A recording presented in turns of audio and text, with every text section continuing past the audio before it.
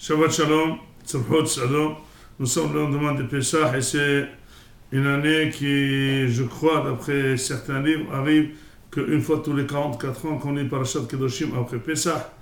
Mais le plus important, ce Dvar Torah est dédié à la mémoire de papa de notre ami Shlomo Ben Frei Halugassi, Shayom Kidash Natot, Tinafshot Tzorah V'Tzorah Haim.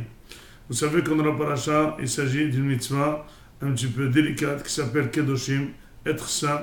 Kedoshim tiyur elokechem, vous devrez être saint pour votre Dieu. Ki kadosh ani Hashem et kadishrem, puisqu'Hashem est saint. Ça veut dire que nous devrons avoir une tendance à la sainteté. La question qui se pose, une fois que quelqu'un a fait toute la Torah, qu'est-ce qu'il faut pour devenir saint? C'est exactement la composition, le mode de faire. La manière de faire, c'est faire les 613 mitzvot.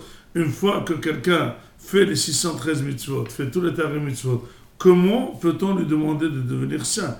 Comment il y aurait une autre obligation d'être saint? Les 613 devront composer quelqu'un de saint. Or, c'est quoi cet ordre de Kedoshim Tiyu?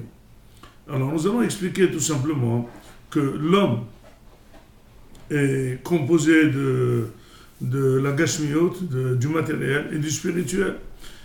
En faisant le spirituel, eh ben, il devient, c'est vrai, saint. Mais souvent, il y a des choses qui ne sont pas interdites, expliquerait le Ramban, et la personne pourrait exagérer. Par exemple, manger.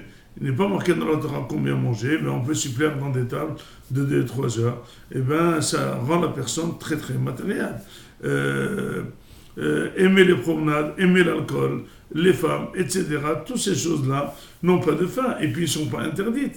Donc quelqu'un peut être entièrement très religieux, mais finalement d'une manière, une matérialité extrême. Et finalement, donc il utilise la Torah, mais il n'arrive pas au fin de la Torah qui est d'être Kedoshim. Et cela pourquoi? Tout simplement, l'homme devrait faire son test à lui-même. Est-ce que sa tendance est vers la spiritualité ou vers le matériel? Comment la personne va faire son test? C'est très simple. La personne devrait se voir quand elle est dans une choule, quand elle est dans un cours. Est-ce qu'elle s'y plaît? Ça ne la dérange pas de tarder, ça ne la dérange pas d'ajouter. Et quand elle est dans un restaurant, il y a des gens qui sont très, très spirituels. Quand ils vont dans un restaurant, dans un mariage, ils sont toujours très pressés, ils ne profitent pas. Mais quand ils sont à la choule, ils viennent toujours, ils prennent le temps, ils ajoutent sur le temps prévu, ils s'y plaisent, il est sur la route, il voit un chiot, il n'a pas le temps de le dire à sa femme, il y rentre. Donc la personne, elle est foncièrement spirituelle, l'autre, elle est foncièrement matérielle. Or, dit à Kadosh Baruch Hu, utilise la Torah, mais sois spirituel, ne sois pas matériel. Parce que finalement, quelqu'un de religieux qui est matériel, c'est comme quelqu'un qui n'est pas religieux, il est même pire.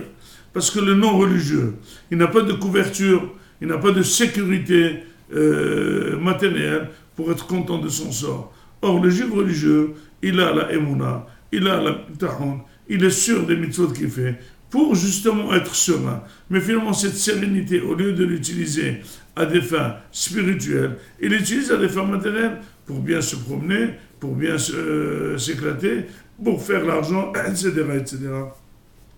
Dit la Torah, Kedoshim Tiyu. Si vous voulez devenir saint, ça ne sert à rien de faire toutes les mitzvot. Et là, dans le domaine du mutar, dans le domaine du permis, il faut absolument se limiter. En se limitant dans le domaine du permis, eh ben, on prend le plaisir aux choses spirituelles. La chose matérielle devrait être un joug pour nous. Manger, ça doit être une charge. Se promener, c'est une charge. Aller à la mer, c'est une charge. Et par contre, toutes les délices spirituelles, prier, étudier, aller dans les shiurim, aller dans les yeshivas, ça doit être notre extase. C'est ça la mitzvah de Kedoshim Tiyu. Nous sommes maintenant au début de l'été.